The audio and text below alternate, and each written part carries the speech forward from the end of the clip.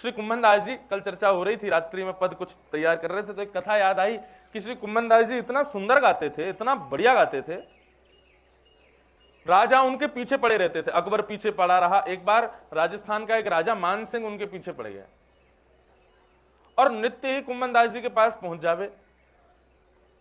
कभी कुंभन दास जी का स्वर सुनने में उसकी आसक्ति, कभी कुंभन दास जी से कुछ पद सुनाओ महाराज ऐसा आसक्ति।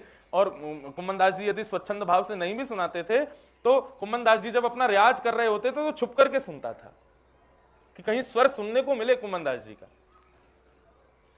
कुंभन दास जी बहुत दीनहीन थे, सब जानते ही हैं कथा। तो एक दिन राजा मान सिंह ने मन में विचार किया कि कुंभन दास जी को मैं बहुत सारा द्रव्य दे दूं, लेकिन मैं अपने अधिकार से दूं या अपने भाव से दूं, कहीं कम ना पड़ जाए। कुंभन दास जी से ही आज्ञा ले लेता हूं कि आपको जो जरूरत हो मांग लो, मैं दे दूंगा। तो ठाकुर जी गोद में बैठे थे कुंभन दास जी के, में इतने में राजा मान सिंह आ गया और जैसे ही कोई आता था ना तो कुंभन दास जी के संग क्रीड़ा कर रहे ठाकुर जी उठ के भाग जाते थे। बंधुओं, द्वापर युग में श्री महाप्रभु वल्लभाचार्य जी ने कलयुग में द्वापर प्रकट कर दिया था। कलयुग में द्वापर, आज से 500 वर्ष पहले ठाकुर जी सारी लीलाएं करते थे, लेकिन बस यही था कि प्रेम में उन्मुक्त जो है उसको दर्शन होता था। और मैं तो एक बात कहूं, आज भी करते हैं लाल जी, बस हमको दिखते नहीं है, हमको दिखाई नहीं देते। क्यों? क्योंकि हमारे भाव उतने प्रगाढ़ नहीं है, हमारे भाव में इतनी प्रबलता नहीं है कि हम उनका दर्शन कर सकें। आज भी ठाकुर जी की लीला हो रही है, आज भी हम सब बैठ के कथा सुन रहे हैं तो ना जाने 20 बार तो निकल जाते होंगे हमारे आसपास से, लेकिन हमको उनका अनुभव नहीं होता।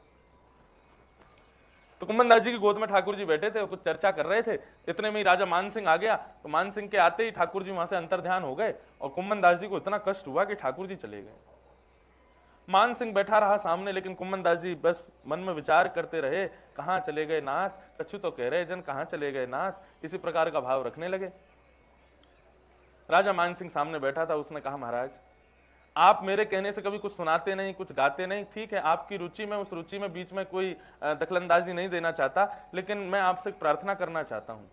मैं आपका इतना बड़ा मुरीद हो चुका हूं कि आपको कुछ देना चाहता हूं, आप कुछ मांग लीजिए मुझसे, आप जो कहेंगे मैं सब कुछ आपको न्यौछावर कर दूंगा।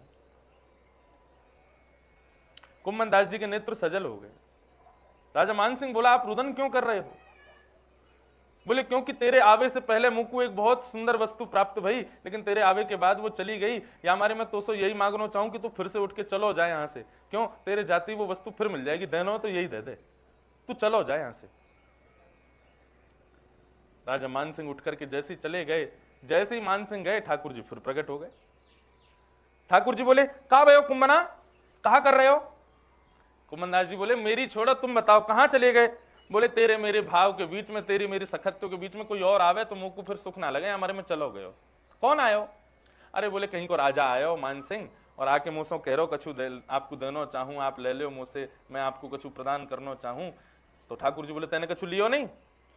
अब लाल जी मैं कहा मांगू, वासे मैंने तो कछु नहीं मांगो, आप मेरी गोद में बैठे बाकी आवे से चले गए तो मैंने वासे कही तू चलो जा, वही दे दे मुंह को, क्योंकि तेरे जावे तो वो आ जाएंगे। ठाकुर जी बोले अरे बाबड़े मैं नहीं तो पढ़ा के भेजो मान सिंह, मैं नहीं तो बाकू सब मती वाकी ऐसी करेगी वो आके तेरे सब भंडारन को भर के चलो जाए, मैं नहीं तो भेजो बाकू, तेने क्यों बाकू वापस कर दिया, कछु ले ले। तो कुंभन दास जी बोले यदि मैंने वासे कछु ले लियो हो तो, वासे कछु प्राप्त कर लियो हो तो, वासे वाकी दी हुई वस्तु को स्वीकार कर लियो हो तो आप दोबारा मेरी गोद में नहीं आते। आपको लगती कि कुंभन दास को तो अब सब मिल गया, अब मेरी क्या जरूरत है, अब मैं जाके अपनी लीला करूं। आप दोबारा मेरे पास यही मारे आए क्योंकि वाकी दई हुई वस्तु मैंने स्वीकार नहीं की, वाकी दई हुई वस्तु को मैंने अंगीकार नहीं किया, आप इसीलिए मेरे पास वापस आए। ठाकुर जी हमारे लिए तो सर्वधन सर्व सुख सर्व सब कुछ आप ही हो, और क्या मांगे हम आपसे? ऐसा भाव श्री कुंभन दास जी का। तो रूप स्पर्श गंध और शब्द ये 4 रस हैं, और इन 4 रसों की प्राप्ति के लिए ही संसार में हम सब लोग भाग रहे हैं। किसी को रूप चाहिए, किसी को रस चाहिए, किसी को स्वर चाहिए, किसी को शब्द चाहिए, किसी को स्पर्श चाहिए, हमको यही चाहिए और इसी की भागदौड़ में हम सब लोग लगे हैं।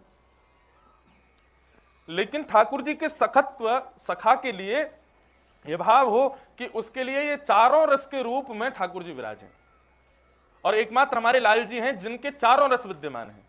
ठाकुर जी रूप से भी विद्यमान है, ठाकुर जी रस से भी विद्यमान है, ठाकुर जी स्पर्श से भी विद्यमान है, ठाकुर जी शब्द से भी विद्यमान है, बस स्वीकार करने की देर है।